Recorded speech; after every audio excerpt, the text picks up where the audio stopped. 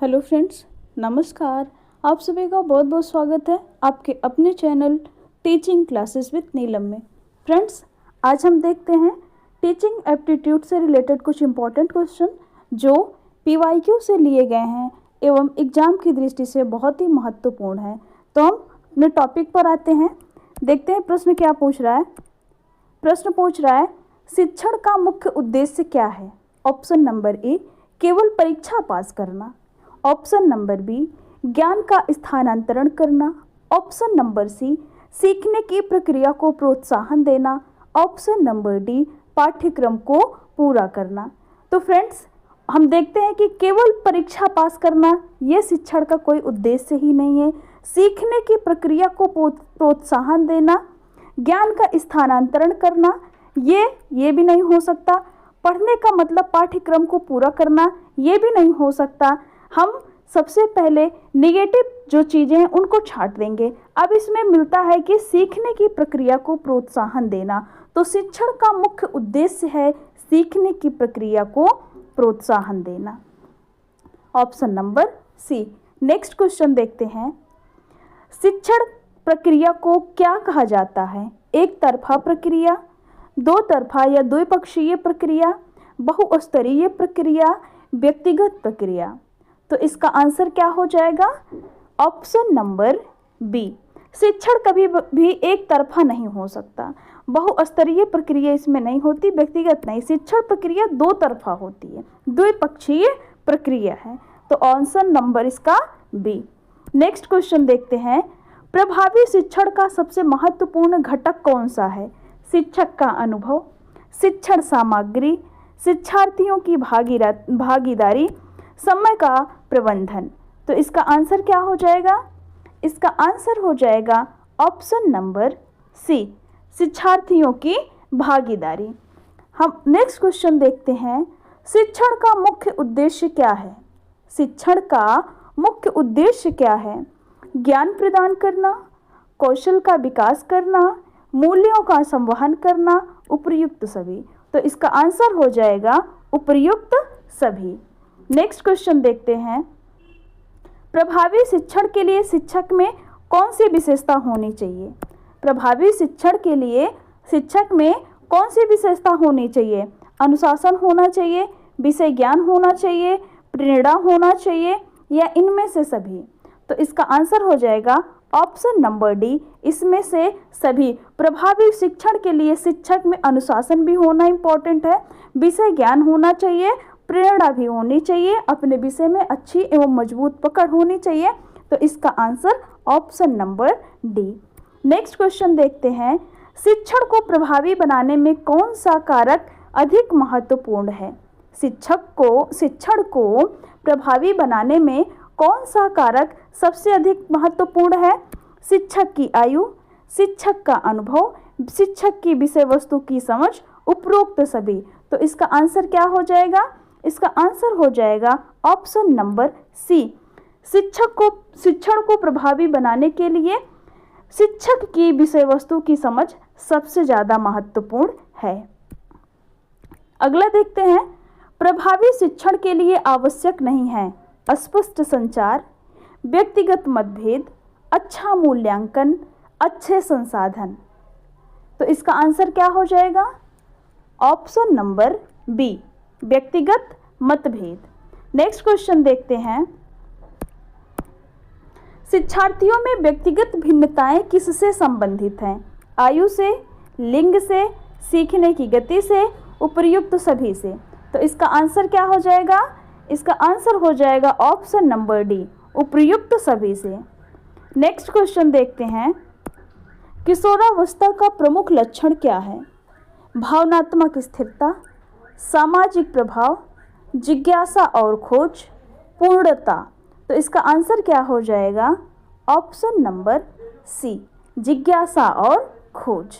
आगे हम देखते हैं, सीखने की प्रक्रिया को प्रभावित करने वाला सबसे बड़ा कारक कौन सा है? प्रेरणा, समय प्रबंधन, शिक्षक की योग्यता, कक्षा का वातावरण। तो इनमें से क्या हो जाएगा?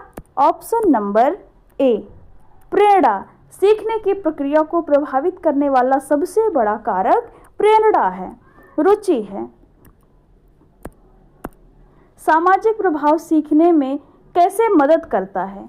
सामाजिक प्रभाव सीखने में कैसे मदद करता है? अनुशासन को बढ़ाता है, आत्मविश्वास को बढ़ाता है, समूह कार्य में सुधार करता है, या फिर इनमें से सभी कार्य करता है? तो इसका आंसर हो जाएगा ऑप्शन नंबर डी। सामाजिक प्रभाव सीखने में अनुशासन को भी बढ़ाता है, आत्मविश्वास को बढ़ाता है, समूह कार्य में सुधार करता है। आगे हम देखते हैं कौन सा कारक शिक्षार्थी के सीखने को बाधित कर सकता है। सीखने में बाधात्मक कौन सा है? सकारात्मक संचार, मानसिक तनाव, अस्पष्ट निर्देश, अच्छी शिक्षक शिक्षार्थी सहभागिता।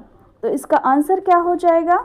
इसका आंसर हो जाएगा ऑप्शन नंबर बी, मानसिक तनाव। शिक्षार्थी के सीखने को बाधित कर सकता है कौन? मानसिक तनाव। नेक्स्ट क्वेश्चन देखते हैं, शिक्षक की कौन सी भूमिका शिक्षण को प्रभावित करती है? संवाद क्षमता, विषय विशेषज्ञता, प्रेरक दृष्टिकोण, उपर्युक्त सभी। तो इसका आंसर क्या हो जाएगा? ऑप्शन नंबर डी, उपर्युक्त सभी। हम आगे देखते हैं, शिक्षार्थी की किस विशेषता से शिक्षण प्रभावित होता है? सीखने की रुचि से, पारिवारिक पृष्ठभूमि से, मानसिक स्तर से, उपर्युक्त सभी से।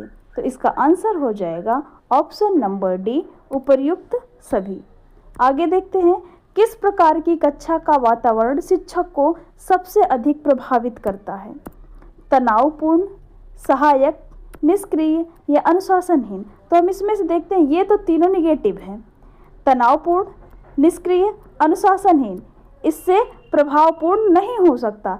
सबसे ज़्यादा वातावरण प्रभावित किससे होगा? सहायक से। यदि शिक्षक एवं छात्र दोनों एक दूसरे से परस्पर सहायक हैं, दोनों एक दूसरे का रिस्पेक्ट करते हैं, अनुशासन में रहते हैं, तो कक्षा का वातावरण शिक्षण को सबसे अधिक प्रभावित कर सकता है। तो आंसर क्या हो जाएगा? Option number B. आगे हम देखते हैं, शिक्षक के लिए सबसे महत्वपूर्ण नैतिक गुण क्या है? अनुशासन, निष्पक्षता, विषय वस्तु का ज्ञान, अनुभव। तो इसका आंसर क्या हो जाएगा?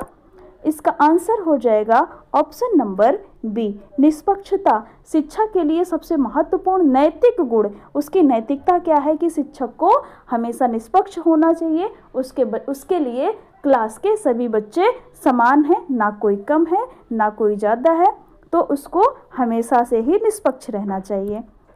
हम आगे देखते हैं, शिक्षण में सबसे बड़ी बाधा क्या हो सकती है? समय की कमी, प्रेरणा की कमी, विषय वस्तु की अज्ञानता, उपर्युक्त सभी चीज़ें। तो इसका आंसर क्या हो जाएगा? उपर्युक्त सभी। यदि हमें शिक्षण करना है और उनमें ये सारी बाधाएं आ रही हैं, जैसे समय की कमी है, प्रेरणा की कमी है, विषय वस्तु की अज्ञानता है, तो जो शिक्षण प्रक्रिया है वो सफल नहीं हो सकती। यानी इसका आंसर हो जाएगा ऑप्शन नंबर डी। आगे देखते हैं, अच्छा ये क्वेश्चन रिपीट हो गया। शिक्षक केंद्रित विधि का उदाहरण है। शिक्षक केंद्रित विधि का उदाहरण है व्याख्यान विधि, समूह चर्चा विधि, परियोजना कार्य, समस्या समाधान। तो इसका आंसर क्या हो जाएगा? इसका आंसर हो जाएगा ऑप्शन नंबर ए, व्याख्यान विधि। ऑप्शन नंबर ए, व्याख्यान विधि। शिक्षक केंद्रित विधि व्याख्यान विधि है। इसमें एक शिक्षार्थी वो लेक्चर देता है और जो बच्चे हैं वो उसको सुनते हैं। आगे देखते हैं, शिक्षण में आईसीटी का उपयोग किस उद्देश्य से किया जाता है? समय बचाने के लिए, शिक्षण को रोचक बनाने के लिए, शिक्षण को प्रभावी बनाने के लिए, उपर्युक्त सभी। इन सभी चीज़ों के लिए। तो इसका आंसर हो जाएगा ऑप्शन नंबर डी, इनमें से सभी चीज़ों के लिए। आईसीटी से समय की बचत की जा सकती है, जैसे प्रेजेंट टाइम में डिजिटल बोर्ड का प्रयोग करने से जो शिक्षक को लिखना पड़ता था उस पर जो चीज़ें तैयार मिल रही हैं उससे समय की बचत होती है। शिक्षण को रोचक बनाने के लिए एवं शिक्षण को प्रभावी बनाने के लिए ICT का उपयोग इम्पॉर्टेंट है।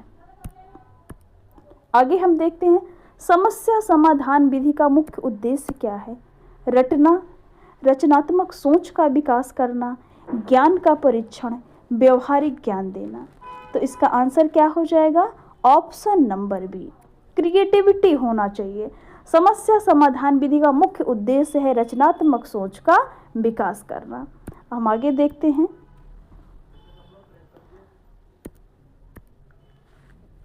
आधुनिक शिक्षण विधि में प्राथमिकता दी जाती है पुस्तक आधारित शिक्षण को, शिक्षक केंद्रित शिक्षण को, तकनीकी और ऑनलाइन शिक्षण को, केवल परीक्षा परिणाम को।